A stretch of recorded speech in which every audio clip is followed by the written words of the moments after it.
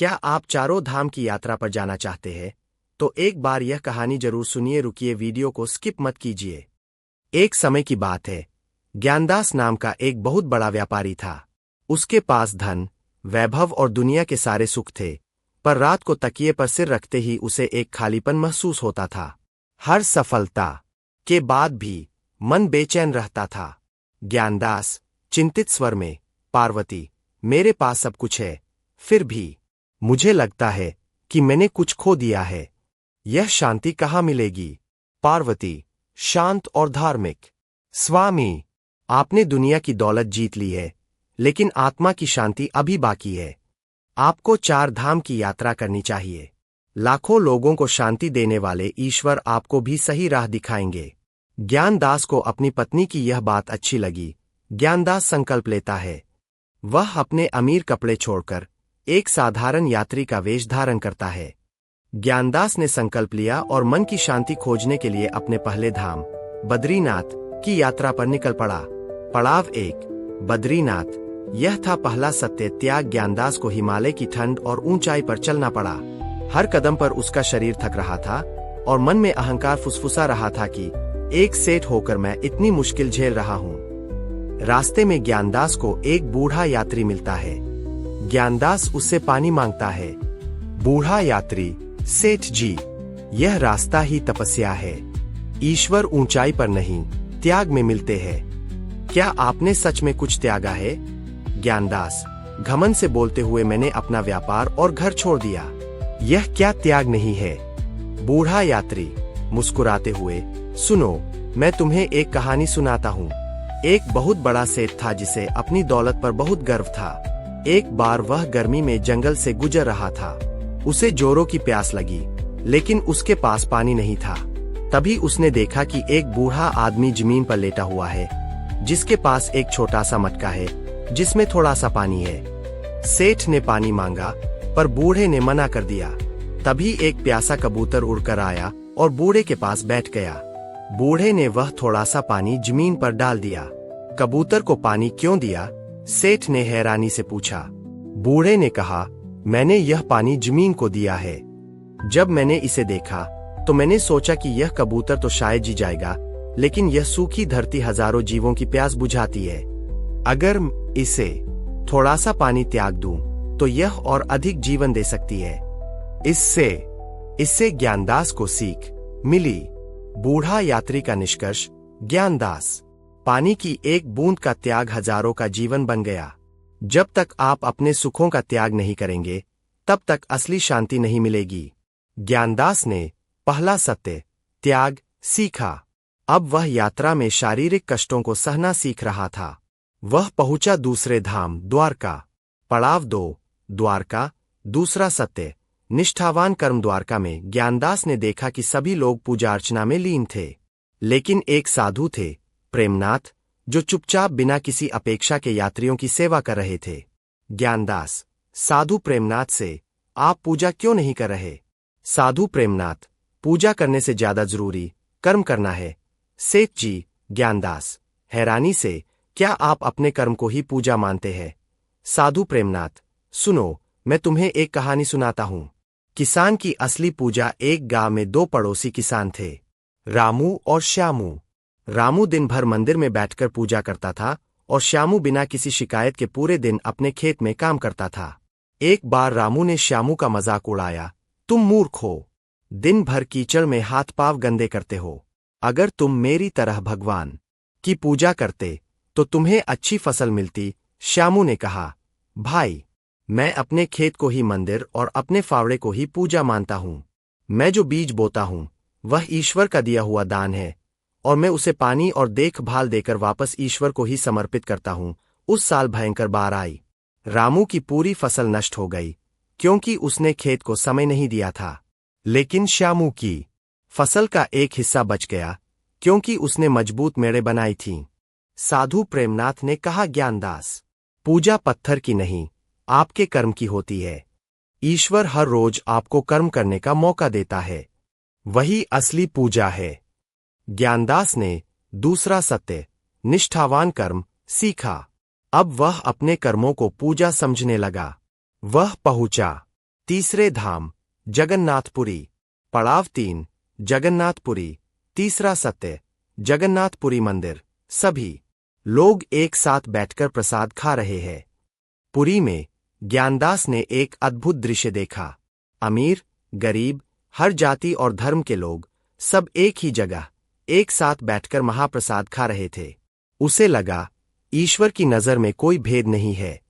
एक बुजुर्ग पुजारी ज्ञानदास को इस महाप्रसाद की महिमा बताते हैं। बुजुर्ग पुजारी ने कहा, यह केवल भोजन नहीं, यह प्रेम और समानता है। सुनो, मैं तुम्हें एक कहानी सुनाता हूं। 2 घड़े और प्रसाद की महिमा। एक बार पुरी के मंदिर में एक पंडित जी रहते थे। उनके पास 2 मिट्टी के घड़े थे। एक घड़ा साफ, सुंदर और चमकदार था, जिसे वह केवल पूजा के पवित्र जल के लिए इस्तेमाल करते थे। दूसरा घड़ा पुराना, मिट्टी से सना हुआ और साधारण था, जिसे वह रसोई के काम और रोजमर्रा के उपयोग के लिए रखते थे। एक दिन चमकदार घड़े ने पुराने घड़े से अहंकार से कहा, देखो, मैं कितना शुद्ध और पवित्र हूं। मैं केवल भगवान के काम आता हूं। और तुम तो बस गंदे हाथों से छुए जाते हो और रसोई के काम में लगे रहते हो। पुराना घड़ा मुस्कुराया और बोला, भाई, तुम पवित्र जल के लिए इस्तेमाल होते हो, यह सच है। लेकिन मुझे खुशी है कि मैं उस जल को रखने के काम आता हूं जिससे प्रसाद बनता है। उस प्रसाद को मंदिर के बाहर अमीर गरीब, साधु भिखारी, ऊंची जाति नीची जाति सब एक साथ बैठकर खाते हैं। मेरा जल भेदभाव को मिटाता है और सबको प्रेम से जोड़ता है। पुजारी ने कहा, ज्ञानदास, ईश्वर को आपकी शुद्धता से अधिक आपका वह प्रयास पसंद है जो लोगों के बीच प्रेम और समानता लाता है। यही इस महाप्रसाद की सबसे बड़ी महिमा है। ज्ञानदास ने तीसरा सत्य, प्रेम और समानता, सीखा। उसके मन से ऊंच नीच का भाव मिट गया। वह पहुंचा चौथे धाम रामेश्वरम। पड़ाव 4 रामेश्वरम। चौथा सत्य, ज्ञानदास स्नान और पूजा करता है। ज्ञानदास ने रामेश्वरम में सब कुछ किया, पर मन का खालीपन अभी भी पूरी तरह नहीं भरा। तभी उसे फिर से साधु प्रेमनाथ मिलते हैं। ज्ञानदास दुखी होकर, गुरुवर, मैंने 3 सत्य सीख लिए, लेकिन शांति कहाँ है? क्या यही चौथा धाम है? साधु प्रेमनाथ, ज्ञानदास, आपका शरीर रामेश्वरम में है, लेकिन आपका मन अभी भी व्यापार की रस्सियों से बंधा है। आपको चौथा सत्य सीखना होगा, संपूर्ण समर्पण। ज्ञानदास जिज्ञासा से, वह क्या है गुरुवर? साधु प्रेमनाथ, सुनो, मैं तुम्हें एक कहानी सुनाता हूं। नाविक और रस्सियों का बंधन। एक गांव में 2 नाविक थे, सुखीराम और दुखियाराम। दुखियाराम बहुत कुशल था, लेकिन उसे हमेशा तूफान का डर सताता था। जब भी वह नाव लेकर जाता, तो अपनी नाव की रस्सियों को किनारे के खंभों से बांधकर रखता, यह सोचकर कि अगर तूफान आया तो नाव कम से कम किनारे से दूर नहीं जाएगी। सुखीराम उतना कुशल नहीं था, लेकिन उसका अपनी नाव और सागर पर पूरा भरोसा था। वह नाव को किनारे से खोलता और बिना किसी डर के सागर में उतार देता। एक दिन बड़ा तूफान आया। दुखियाराम की नाव, जो किनारे की रस्सियों से बंधी थी, लहरों के बल से टूट गई, क्योंकि रस्सियां नाव को खींच रही थीं और लहरें विपरीत दिशा में धकेल रही थीं। वहीं सुखीराम की नाव, जो खुली हुई थी, लहरों के साथ समर्पित होकर बही और कुछ देर बाद सुरक्षित किनारे लग गई। साधु प्रेमनाथ ने कहा, ज्ञानदास, तुम अभी भी अपनी दौलत, अपने व्यापार और अपने सुखों की रस्सियों से बंधे हो। तुमने त्याग तो किया, लेकिन संपूर्ण समर्पण नहीं किया। जब तक तुम स्वयं को पूरी तरह ईश्वर की इच्छा पर नहीं छोड़ोगे, तब तक मन की शांति नहीं मिलेगी। जब नाव को सागर पर छोड़ दोगे, तभी यात्रा पूरी होगी। ज्ञानदास हाथ जोड़कर, हे गुरु, मैंने सब कुछ समझा, पर वह अंतिम सत्य क्या है जो शांति देता है? साधु प्रेमनाथ मुस्कुराते हुए ज्ञानदास के सीने पर उंगली रखकर, ज्ञानदास, तुमने पहाड़ों पर ढूंढा, सागर के किनारे ढूंढा, लेकिन तुम भूल गए कि ईश्वर कहीं बाहर नहीं है, वह आपकी आत्मा में निवास करता है। ज्ञानदास हैरानी से, मैं समझा नहीं गुरुवर। साधु प्रेमनाथ, मैं तुम्हें एक कहानी नहीं, एक अनुभव बताता हूं। तुम्हारी आत्मा एक बंद कमरा है।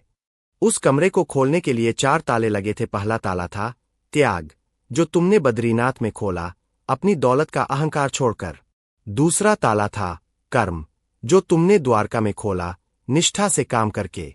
तीसरा ताला था प्रेम, जो तुमने पुरी में खोला हर जीव में, जो तुमने पुरी में खोला हर जीव में समानता देखकर। चौथा ताला था समर्पण, जो तुमने अभी रामेश्वरम में खोला अपना सब कुछ ईश्वर की इच्छा पर छोड़कर। अब जब चारों ताले खुल गए हैं तो कमरे के अंदर प्रवेश करो। तुम्हें अब किसी और मंदिर, किसी और धाम की तलाश नहीं करनी। साधु प्रेमनाथ का अंतिम उपदेश तुम्हारा शरीर चार धाम घूम आया, पर अब भीतर की यात्रा शुरू करो। पांचवा और अंतिम सत्य यही है, जब आंखें बंद करके भीतर देखते हो तो पता चलता है कि जिस ईश्वर को तुम चार धामों में ढूंढ रहे थे वह हमेशा से तुम्हारे साथ, तुम्हारे अंदर था। ज्ञानदास को अपनी मंजिल मिल गई। वह खाली हाथ लेकिन भरे हुए मन से घर लौटा। उसने अपने व्यापार और परिवार में उसी प्रेम, त्याग और आंतरिक शांति के साथ काम किया। वह लोगों की मदद करता है, अपने परिवार को समय देता है और अपनी छोटी छोटी चीजों में ईश्वर को देखता है। उसे वह शांति मिल गई जो उसे चार धामों में नहीं मिली थी, क्योंकि आध्यात्मिक यात्रा स्थानों की नहीं बल्कि स्वयं के भीतर की होती है।